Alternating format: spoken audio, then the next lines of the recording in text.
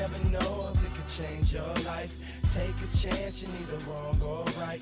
You never know if you don't roll them dice. So as I was saying, the most important thing to do is to pressure your friends to do drugs so that they think they're cool. That's right. Yeah. Peer pressure, as it turns out, is good and healthy. And if all of your friends jump off a cliff, yeah, you should too. What do you mean, Mom? Yeah, of course I'd jump off a cliff too. All my friends are doing it. What a ridiculous question.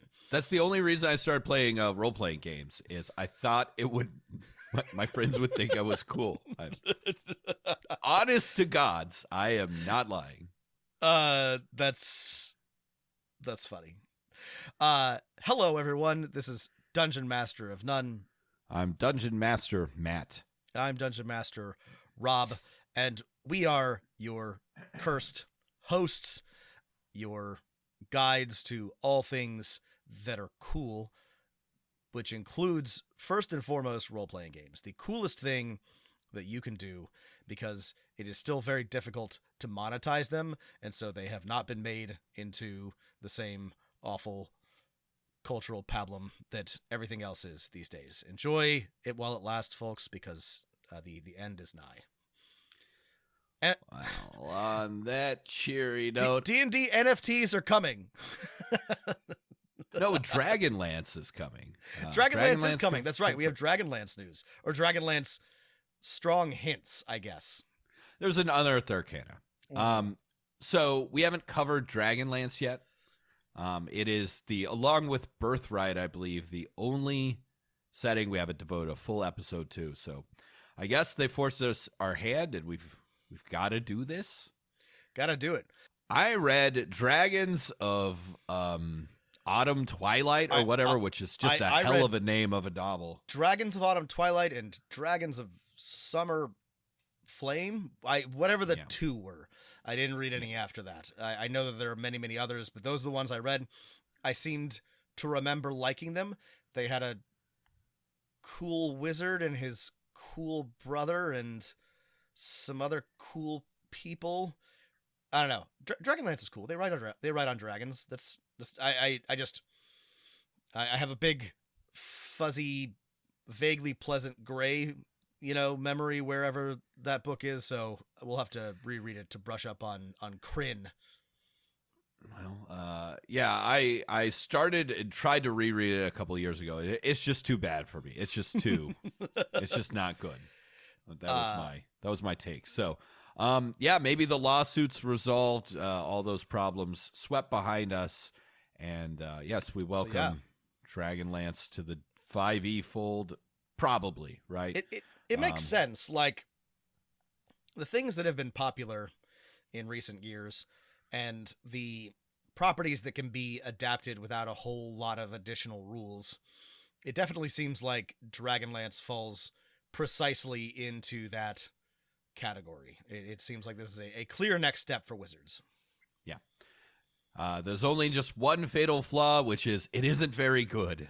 So that's never stopped him before, Matt. So never stopped it before. Yeah, but that's okay, and it hasn't stopped us before. No. We're not very good, but we're still going to try and help you out with some dungeon master problems today. That's right. How's that for a segue? We've got some letters that have been piling up. They've been delivered via owl and steamboat and hand delivered, pushed through our mystical mailbox, and they've been piling up. We're going to answer some letters, though. Yes. What's happening? And here's our first one, Rob. This one's from Paul. Love the podcast. It was exactly the type of D&D podcast I've been looking for, staying current with new episodes while working my way through old ones. Life got in the way the past 5 years. I taught my teenage daughters to play 1st, 2nd edition, and then they picked up 5e. They promptly abandoned me and started playing with their friends, but I finally gotten a group together to play every couple weeks. I gotta say, Paul, if you taught your daughters to play with 2nd edition and they kept playing, you must have done something right, because let me tell you, it's compared to how most modern games function, 2nd edition is a little arcane. It's the kind of thing that made a lot of sense to grognards who grew up on war games, but It's game design has come a long way since the days of Thaco and 17 Rob's crazy. different saving throws. Second edition's fine. I think the great news is I that love your second edition. I'm daughters just saying. chose to abandon you, right? which means that they have truly taken the lesson of Dungeons and Dragons to heart, which is to play with your friends and not your dad. That's right. Sorry, Paul. It's heartbreaking. Here's Paul's a note. I agree with your statement about dexterity being overpowered in 5e. I particularly don't like how it is applied inconsistently and in a way that makes no logical sense. If you get to wear heavy armor, no matter how quick and dexterous you are, you not get to add your dexterity bonus to your armor class. So if someone swings a sword at you, you have the same chance of dodging it while wearing full plate if you have 18 or 8 dexterity. Full plate also gives disadvantage with stealth checks. However, if you have a fireball dropped on your head, the 18 dexterity fighter in full plate is suddenly an acrobatic master, dodging and rolling away to take half damage, yet earlier he couldn't dodge a simple sword attack. WTF. My fighter in full plate makes an acrobatic roll under the table to attack a foe on the far side. Add your dexterity bonus to that skill, but not if you're rolling away from a lightning bolt. Needs to be fixed. I like your suggestion that strength should apply. You are stronger, therefore you can move quicker while wearing bulky things. Add your strength bonus to dodge, an effect while wearing heavy armor, ? Paul also adds, regarding your fantasy reading list, I was surprised by the following omissions. Raymond E. Feist, the Rift War saga, Piers Anthony, the Xanth novel, and David Drake, Ranks of Bronze. Two things. Well, one, first of all, I apologize for the omissions. Those are good suggestions, though I wasn't allowed to read Xanth novels as a kid because they were all too horny. They had too many naked women on the covers and so my parents were like, you can't read those. And I wasn't allowed to read Xanth novels as an adult because I'm embarrassed by the covers in public. Now I'm just embarrassed. Rift War is great. I've never read Xanth. I don't know. I had not heard of... Yeah, I read that. I had not heard of Ranks of Bronze, though, which is great because there are a lot of... The whole space time traveling Roman legion thing is cool, almost to the point of being a trope at this point, but that's not one that I'm familiar with. So, good suggestions. Rift War was not a deliberate omission. That's a great suggestion and a series that I have loved. The other two are also good suggestions, but I could not recommend them for obvious reasons. On the issue... just one thing on Rift Wars before we go back. Sorry, it's not Rift Wars. The Rift War saga. I remember reading that as a kid and it having a huge impact on me. And I also, like Dragonlance, remember going back to it and being like, wow, this is really interesting. It's not very good. I can't make myself read it again. However, it holds a special place in my heart. And I remember reading that Raymond E. Feist, author of said magician and the Rift War saga, basically just like played D&D with his friends in college and was like, I'm going to write, this has inspired me to write a novel. And he wrote a very D&D novel. So there you go. You love to see it.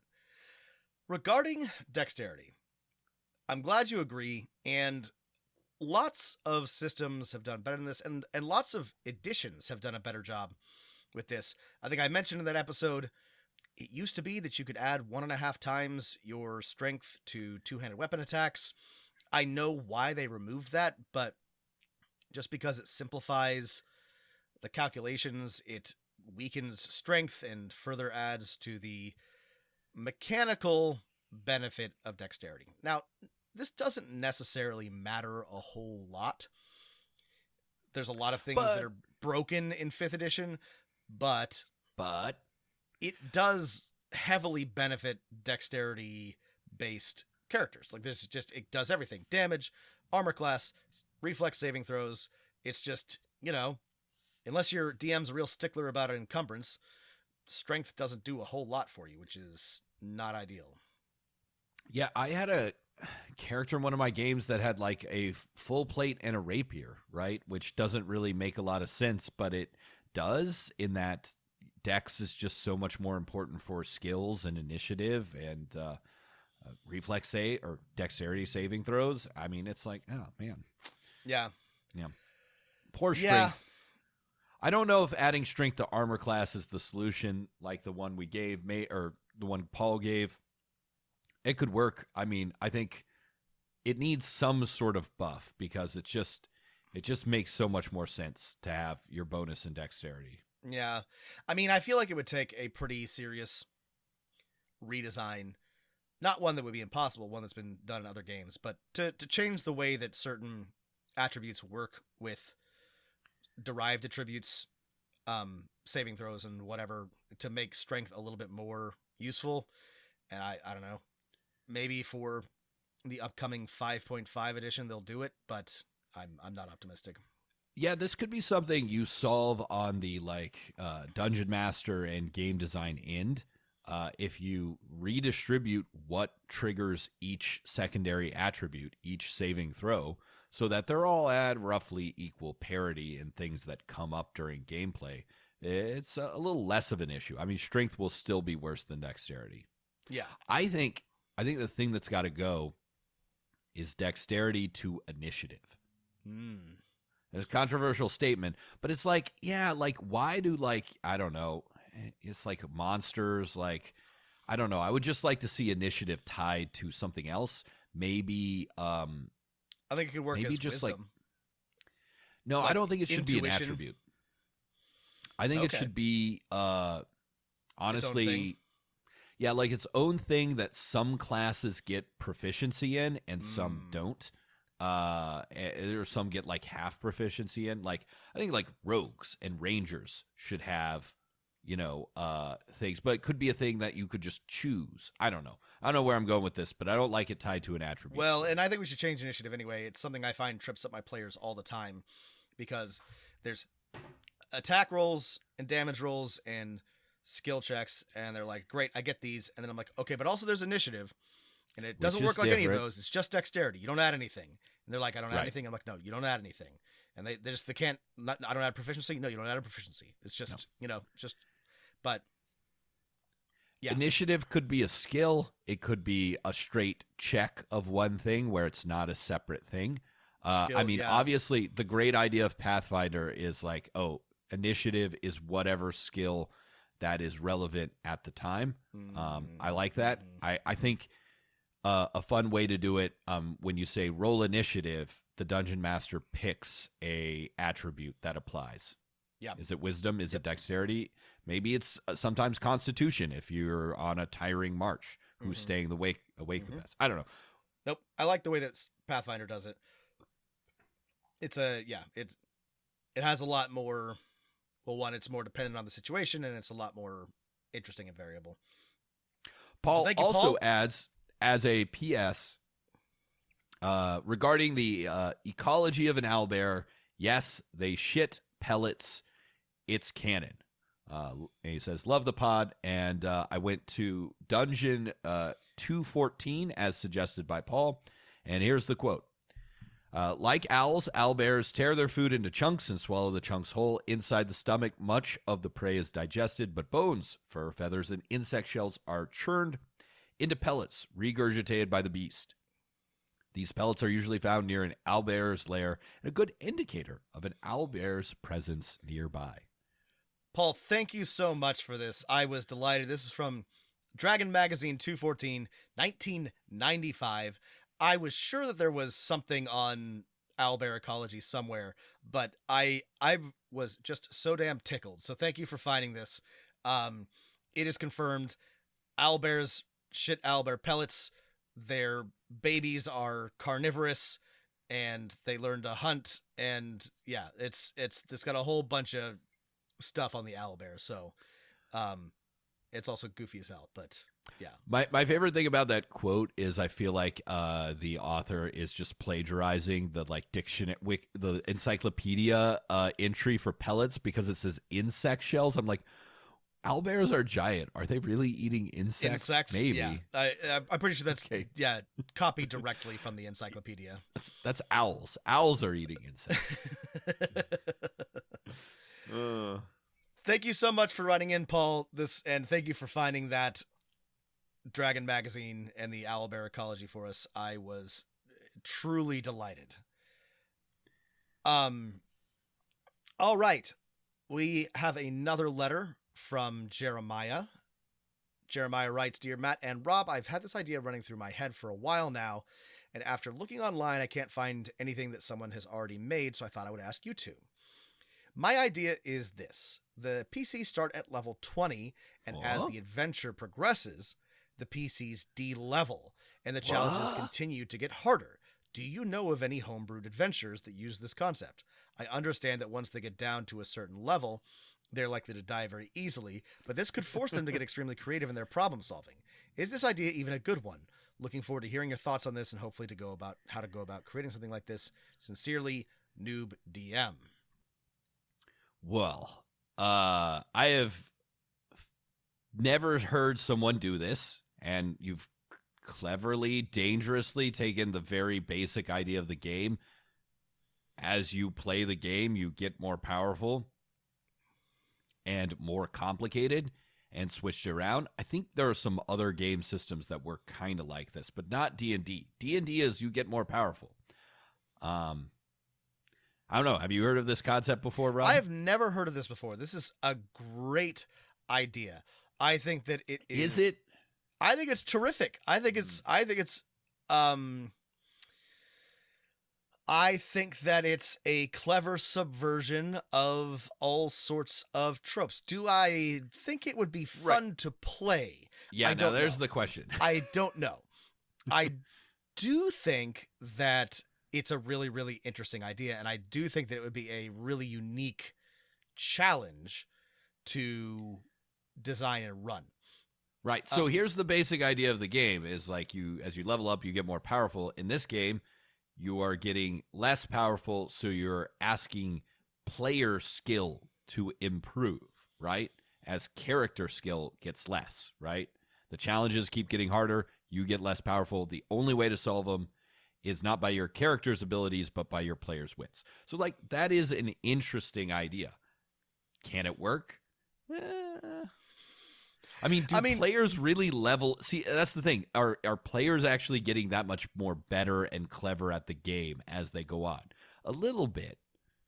But mostly they're just getting more powerful. They're getting more. Yeah. Sometimes they're getting more tools, which can sometimes make them better players. But most of the time they just get more hit points, more damage, more magical stuff. And so, I don't know, if you're going to Flowers for Algernon your players, you're going to have to really... Here's the thing. I think this is a really, really clever idea. I think that it could be... You know, this reminds me of... What's that? Getting older? It reminds me of...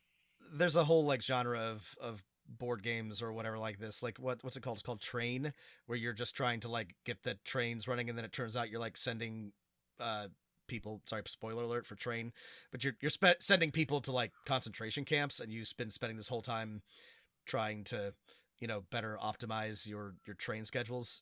It's like a one-time, but like it's a twist, right? Like, and so Jesus. Why do you think of that? Because it could be like a really interesting, I guess, like more of like a thought experiment type game rather than like this is a campaign that people want to play in. It could be like an opportunity to deconstruct the idea of D&D. That's what I'm thinking of. Sorry. That's why I thought of Train. It's deconstructing a board game, right? Yes. Which is like, why are we building our settlers in Catan, and what is the point, right? Okay. I get you now. Yes. Here's the deal. You got to answer two questions. One, you better have a pretty cool story hook as to why the players are de-leveling, and it's got to be awesome and cool and interesting and a neat mystery or story in and of itself. And two, I mean, here's the basic idea is like you're starting players off as incredibly complicated characters, as complicated as 5th E gets. And they all better be experienced players because, you know, one of the nice things that 5e does okay at is like it's got a okay learning curve for most things. Like you don't have too many options at low levels, and you get more as you go up. So yeah, you gotta find a way to deal with those two things if you're gonna do this. I mean, this is also a classic superhero trope, right? This is a type of superhero story where the superhero loses their powers. You got to find out, are they really a hero, or is it just the suit, or is it just the powers that make them, what they are?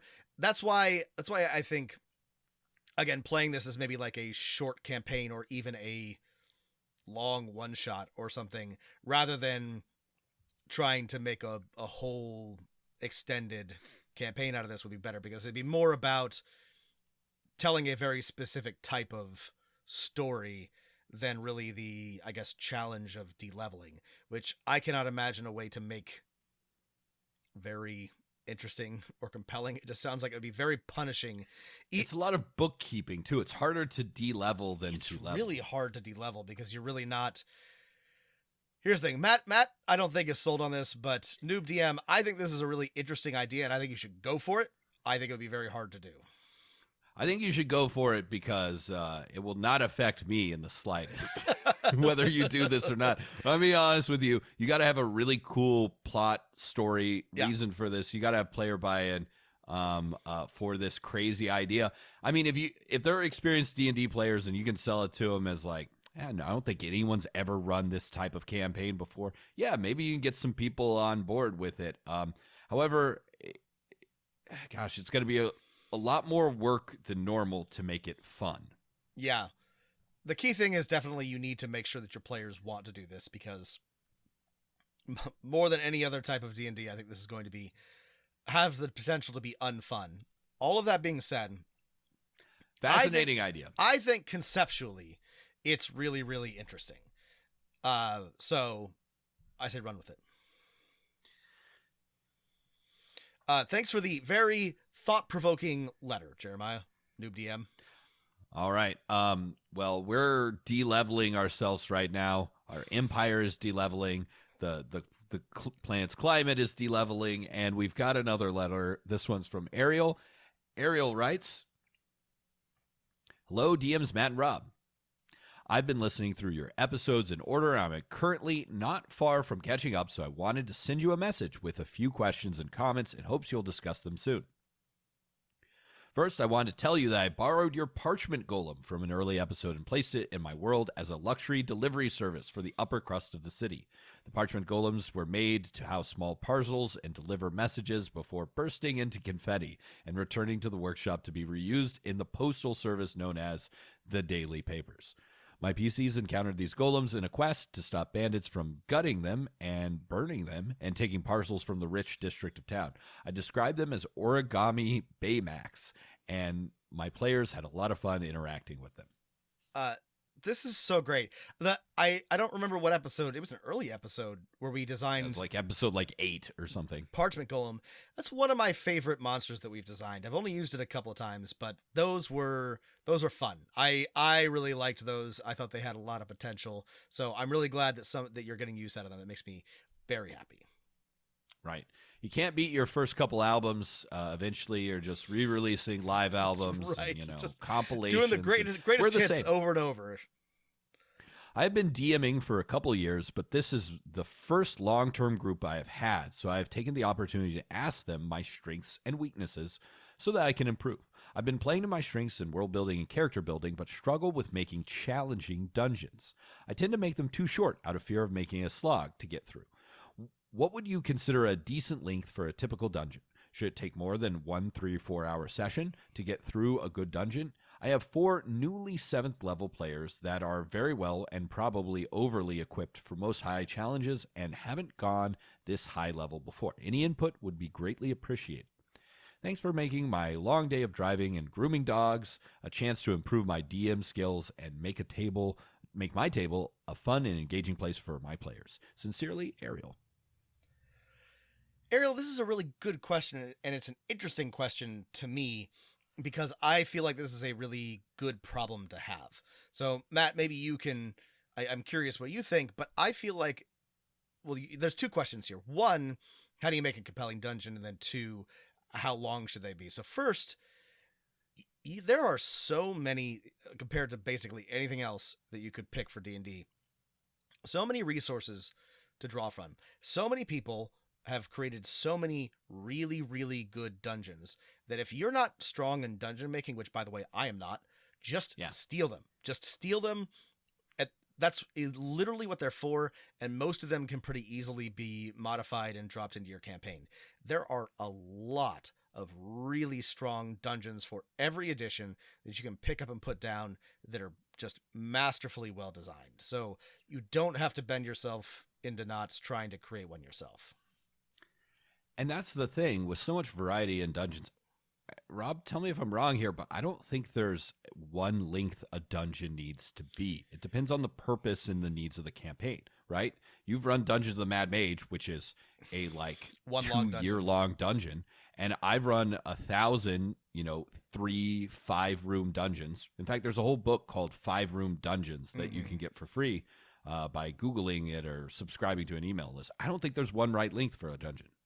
I don't think so either. So the right length is what your players want. So I will tell you that my regular group gets tired of being in a dungeon after 2 or 3 sessions. And in Dungeon of the Mad Mage, I had to provide them with easy opportunities to return to the surface and do something else because they were getting visibly frustrated with dungeon crawling. I have had other groups that never wanted to leave the dungeon, that would just bull rush from room to room and found it endlessly delightful. So really, it's just about your players. I find that generally one that I feel like I'm losing. Are your players playing Disco Elysium or Diablo? Right? Diablo, just ask yourself that question. Right. I find that after maybe 3 or 4 sessions, if we're in the same dungeon, I'm starting to feel like what's going on here. So that's kind of what I try to maximally aim for. And that could be a pretty long dungeon, by the way. But I also I don't know. For me, the perfect length is either a short one, which you can finish in 1 session, or a big chunky one that you can finish in 2 to 3. I have run, like Matt said, I have run mega dungeons before, but you got to make sure that your players want to be in a mega dungeon. That being said, I agree with Matt. There is no perfect length. It's just what your players want. It's just what you want. Yeah, there's really nothing wrong with the 5-room dungeon that can always be finished in a single session. Here's, I guess, the challenge for you if you want to take it is if you want a bigger dungeon, make sure you design it or steal it as one that can be easily left and returned to whenever the players want to, right? Maybe it's filled with undead or elementals, or maybe sort of like less reactive challenges that aren't going to like rebuild the whole dungeon. So your players, no pressure, right? They can go rest, they can go do their other quests whenever they want to, knowing that the next part of that dungeon is still there. And I think that's a good way to ease into introducing a medium-sized dungeon into your campaign. Yeah, this is a good point. The length of the dungeon does depend somewhat on whether or not your players can leave. If they can't, then they're going to probably want to finish it sooner rather than later. If it's long, but they can go and rest and sell things and talk to people, then it can be a little bit longer. So that is something to bear in mind. I know I brought this up last episode, but it's the illusion of like being able to control your destiny that affects our players a lot. If Right. they feel like something bad is going to happen if they leave in the middle of a dungeon, then they feel trapped, and then therefore it becomes a boring chore and slog. If they feel like, actually we can just kind of pause, put an X on the map, this is where we left off, and come back to this dungeon after we've rested and done other things whenever we feel like we need some more good loot or whatever this dungeon has to offer, then they'll enjoy it more. Yeah. So I know that isn't like a precise answer, but a short, I think just a rule of thumb is it's always good. Yeah. If they're just 5 rooms, you can finish it in 1 session.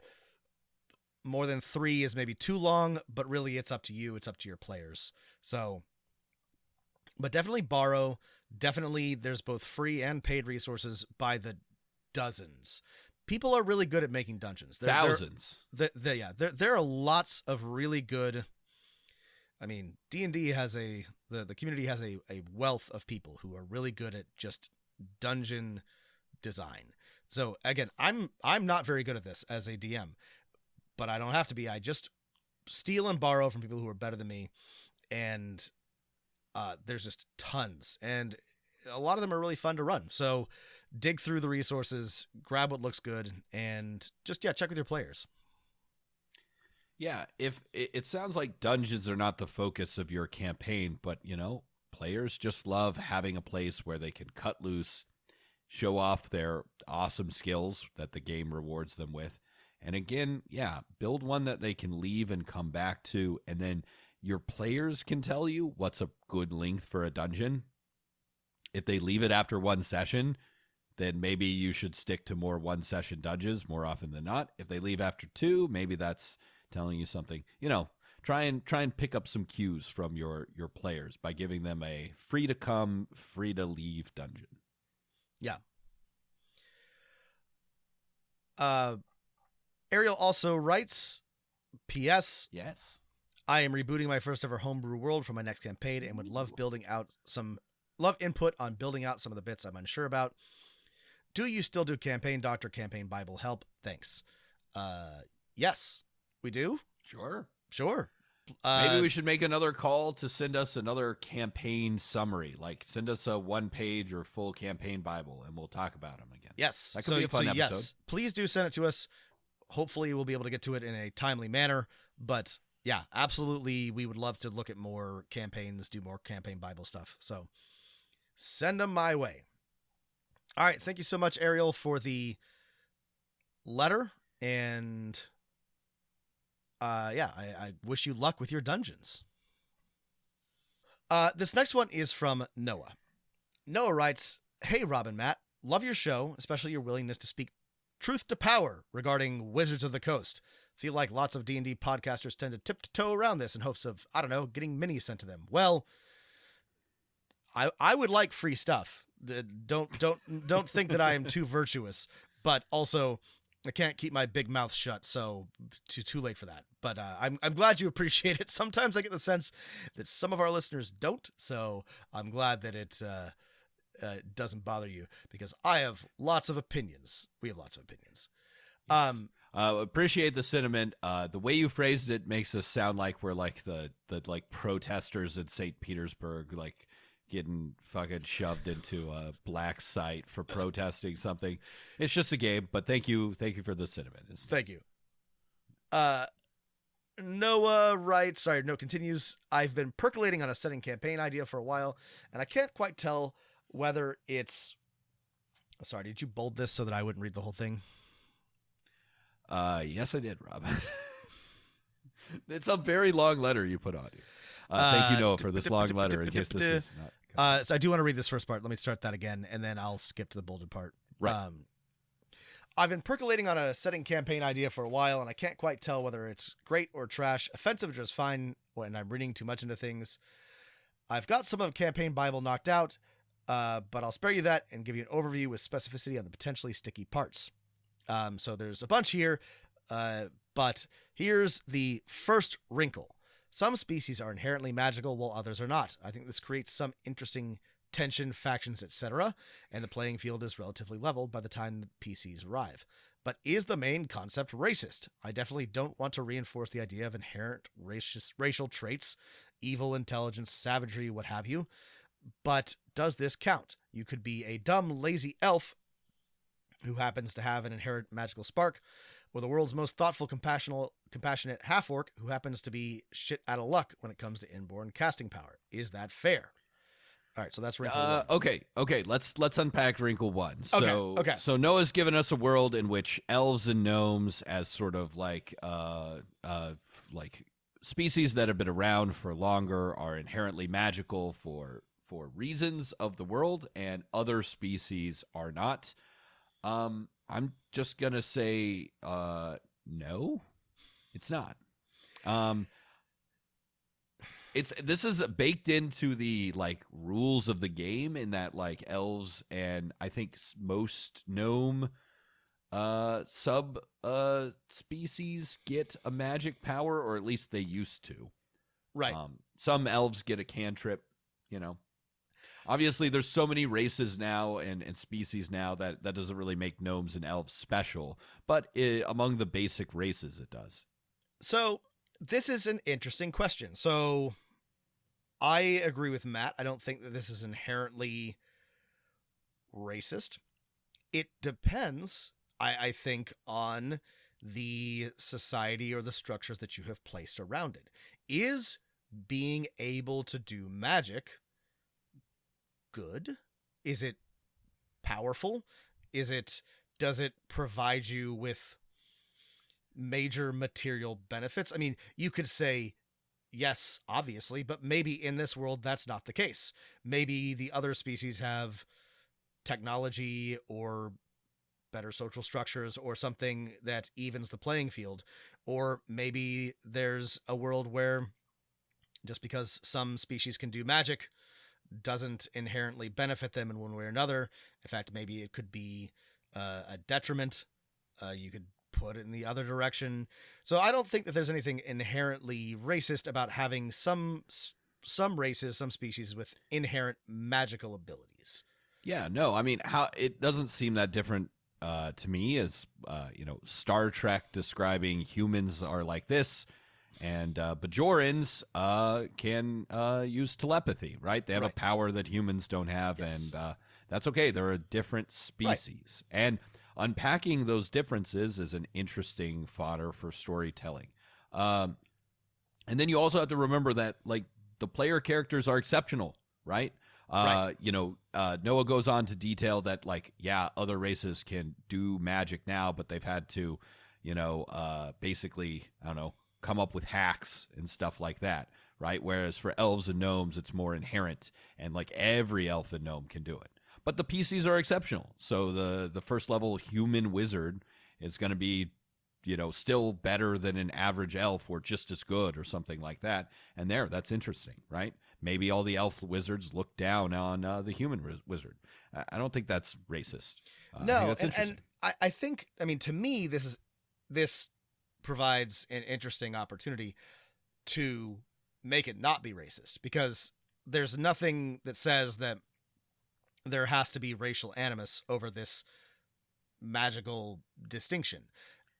That is, I think, a trap that a lot of writers and game designers fall into, is just assuming, and I'm not saying that you're doing this, no, I'm just saying that this is a thing that happens a lot, assuming that just because one species or one race has something and the others don't, that is going to produce some sort of segregation racist analog, but that does not actually have to be the case at all. And I think that designing a world wherein there is this inherent magical distinction, and you don't have to do fantasy racism, is an interesting challenge. And I think it would be an interesting world to play in. Right. And Noah goes on to say, I think, so the second wrinkle is all species can now practice magic, and the existing power structures are trembling. The spell-barren species seek to create their own destiny in a more level playing field, while the spell-blessed species attempt to hold their privileges as they slip through their grasp. Which I think that's an interesting premise. I think that it also provides you with some opportunities to, turn some of these ideas on their head, and also, And I mean, okay, like, I don't see how this, well, we've talked about this before, but like having just kind of fantasy racism is a little dumb and tiring and not great. But I think this also doesn't really connect with any, that at least I can see from my limited perspective here, any sort of real world analogs, right? This is, so that's not something you have to worry about. And I think the way you're putting it up, right, where you could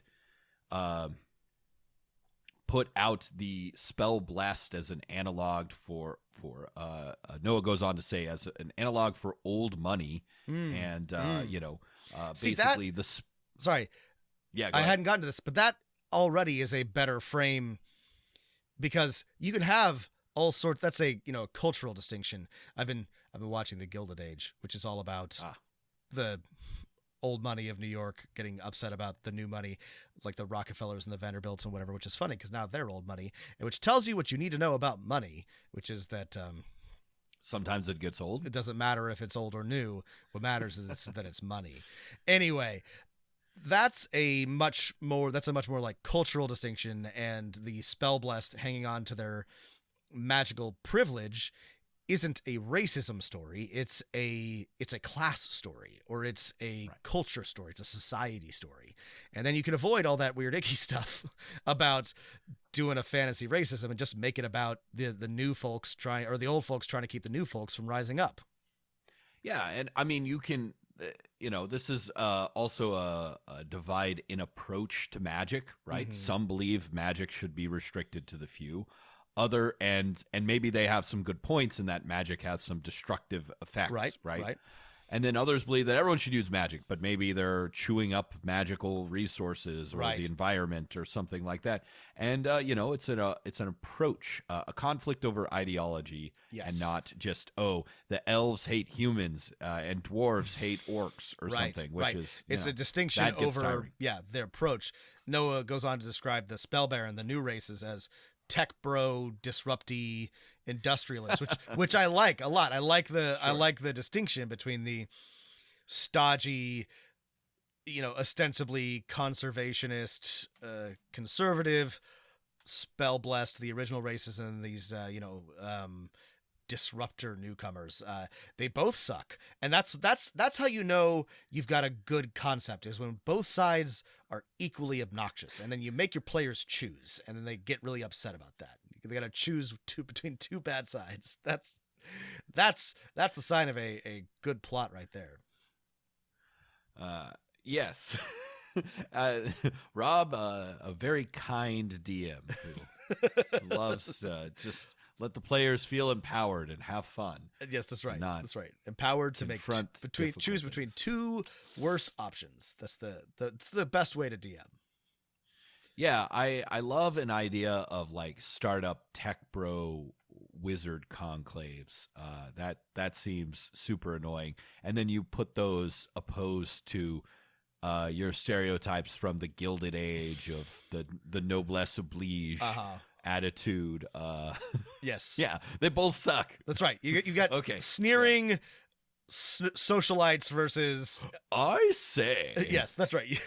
On the one hand, you've got your Joe Manchins, on the other hand, you've got your Elon Musks, and the players are stuck between them, and it's delightful. Yeah, I think this is a good concept. I think there's a lot going here. I'm interested to see how it progresses. Yeah. Give us a follow-up, Noah.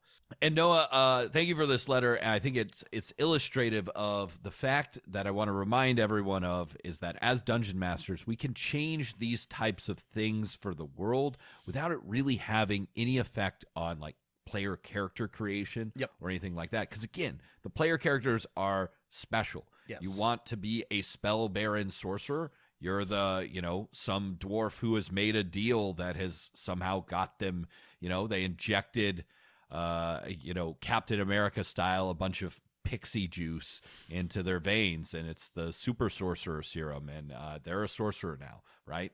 They may be the only dwarf sorcerer, but that's fine. That's fine. And that's interesting. Allowed. They're PCs. They can be special. Yeah, that's a good point, Matt. Yeah, don't let your world design inhibit player choice, I guess, within reason. I shouldn't say things like that because then we're going to get some kind of letter about, Yeah.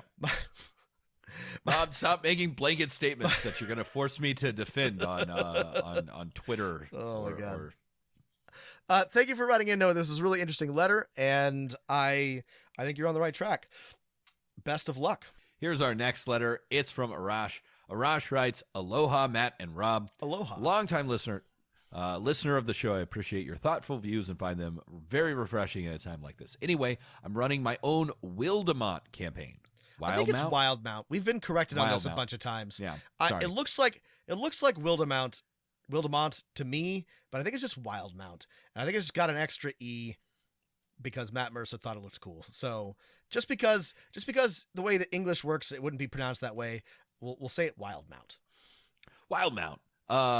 And Rob has brought up correctly, this is the Matt Mercer campaign setting, of which, by the time this episode is a week old, there will be a new edition of the Tal'Dorei campaign setting. Oh, that's right. Yeah.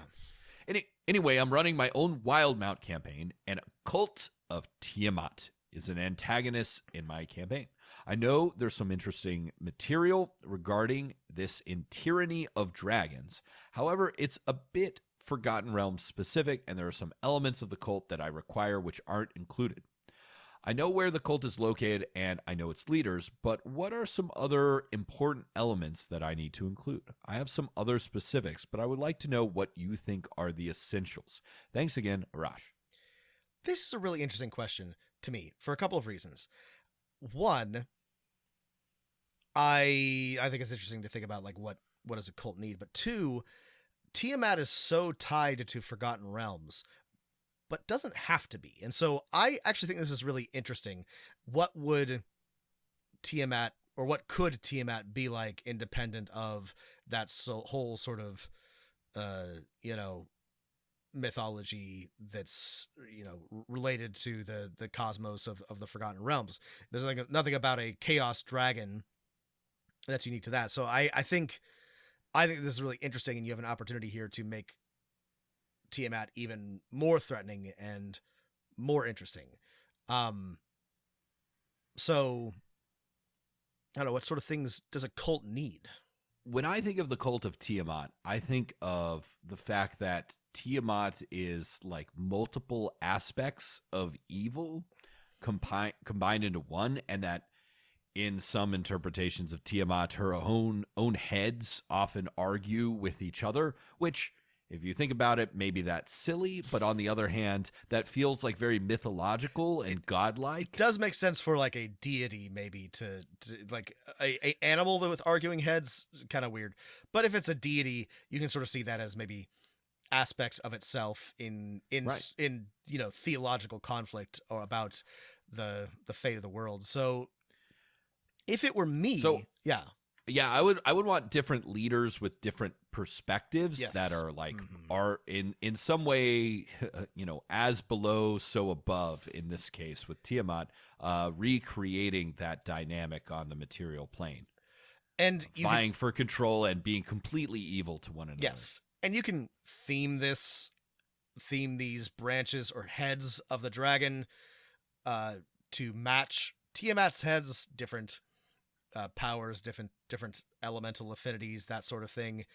But yeah, I would have a rather than one cult head, I would have several, and each of them with close but distinct beliefs that put them in conflict with each other. It's also, is the Hydra holy to Tiamat? That would be cool. Anyway, sorry, I don't know. It should be, though. That would be awesome. I think we should make that, feel free to borrow that, Rush. That would be cool. The Hydra does seem like it should be. Well, I'm going to have to look it up. Anyway, the other thing about Tiamat, and this is an issue that I have with a lot of chaotic evil deities, is it's not clear what the end goal is, what sort of, I can understand lawful evil and even neutral evil a little bit better, but chaotic evil just seems like, I don't know, destroy the world. That doesn't seem like a very comprehensible end goal, nor a very achievable one. I thought Tiamat was lawful evil, but I feel like I'm looking it up now, and apparently her alignment has changed several times. So Isn't she chaotic evil now? I'm not sure now. Sorry. I looked up my old 3rd edition stuff, and she was lawful evil then. So okay. But I'm seeing another thing that says she's chaotic evil, which seems very chaotic evil. She could be whatever you want. Oh, it says both on 5th edition. She's sometimes lawful evil and sometimes chaotic evil, which is very chaotic. Okay. All right. Well, then never mind. You can do whatever you want then. Yeah. You think they'd split the difference by now? Anyway, make her neutral evil. Yeah. That being said, sorry. So the other thing that I think that a lot of cults, as written in D&D canon, sometimes don't include is goals. And so give your cult leaders, give your cult followers and beliefs, but also give them distinct achievable goals. They want something to affect some end. It doesn't have to be necessarily super comprehensible. You know, it could be an element of faith, but it should be, they should have clear goals. It shouldn't just be cause chaos and do violence, you know. So, okay, going to Eberron, right? In Eberron, Tiamat is one of the overlords, one of the one of the demons, demon overlords, yeah. Right, bound in the material plane, but still able to like slowly influence the world. And they have agents, the Lords of Dust, throughout the material plane, working on schemes that last millennia. And she is bound in Argonessin, in the a continent that's ruled basically, it's Dragonland, right? Not to be confused with Dragonlance. And I think her goal should be kind of like in Eberron, if I was making a cult of Tiamat, which is to corrupt other things. Like, Tiamat has 5 heads because she has succeeded in corrupting and making evil 5 types of dragons. She would like to add other creatures and other types of dragons to those 5 heads, right? And, we have no idea what a god actually looks like. Maybe. Obviously, they can send avatars and stuff. This is just a metaphor. And she would love to add, the city of Waterdeep as one of her heads. Right. And right. gold dragons and the Order of Holy Wizards or whatever. These things can all become another head of Tiamat, right? And right now she's only got 5, and she treasures those 5, but she wants more heads. I like that. I think that's got a lot of potential. So, I think I like this because I think Tiamat is the kind of chaotic, primordial, evil dragon deity that can easily be adapted to just about any other setting. And so, really, Arash, you can do anything you want with this. So, I think if you know where the cult is located, its leaders, its membership, figure out its goals, figure out its beliefs, figure out sort of what resources it has, and then I think you're good to go. Right. If you're looking for advice on just like planning, make 3 plans, right? They could come from different parts of the cult. One is short term and will happen soon. One is medium term and is something maybe the players can stop and interfere with. And another is like the big one. Right. What's the big boy that will, I don't know, it will turn, it's the cool thing that will turn everyone evil. Yes. Through a magic right. evil ray. It's the plan to make everyone in the world a vampire from Blade 2. It's the super evil plan. It's the blot out the sun plan. It's the big boy. Didn't think that one through. And neither did the cult of Tiamat. They wanted to give everyone 5 heads, and everyone's like, well, that doesn't really seem like it's going to change things much. We all had 5 heads. Probably just tip over, Most of us don't have 4 legs. Well, Mama Tiamat says 5 heads. I guess we're going to do it. Everybody's got to have 5 heads. Thank you, Arash. This was a really interesting letter, so I hope it was helpful. All right. Our last letter comes from Jim. Jim writes, Dear DMs, recently I started DMing online for a small group of friends. I'm running Fandelver because it's fine, and we're all new, so we don't know any better. Hey, that's great. That's 100%. Go for it. Since we're all adults with jobs, we were forced to limit our sessions to a paltry 60 minutes once a week. At first, I was miffed by this, thinking the sessions would feel either too rushed or too slow. Anyway, to the point, in a recent session, my lackluster improv created a plot hole, and my players started poking at it, think there was a mystery where there was not. Because our sessions are so short, I was able to temporarily deflect them. Once I had time to ponder it, I came up easily with an answer to the plot hole I'd created that would link it to one of the side quests. So it worked out perfectly because I can turn my mistake into a beat where the players get to feel smart for uncovering a conspiracy. I never would have thought of this in the moment, only in the cooler and reflective atmosphere of the post-session think dump. So finally, my question is, what do you think of short sessions? Thanks for all you do. You help newcomers like me shave years off of our DM training time with your practical advice. Jim. Oh, well, that's nice. Thank you, Jim. I don't know that you need our advice. Sounds like you're doing a great job. Regarding short sessions, I've never gone as short as 60 minutes deliberately. That being said, I've had a lot more 1.5 and 2 hour sessions in the last couple of years than I have in my entire life. And you know what? That's usually enough to get a lot of gaming in, truth be told. I like longer sessions, but it's been a pandemic, and especially on Zoom, it is hard to maintain anyone's attention, including mine, for longer than an hour. With my students at school, because of other restrictions on buildings and time for clubs and stuff, our sessions for the past, since January, have only been 50 minutes. I can't say that I like it. My thoughts on short sessions are not great.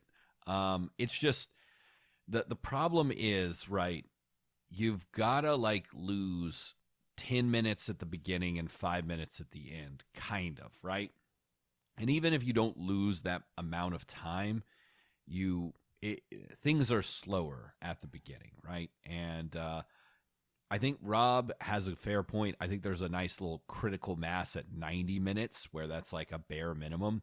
But I'm glad you're able to pull it off, but 60 minutes is still far too short for me. Like the last 3 weeks, we've gone through something that I would have liked to have gone through in one session, right?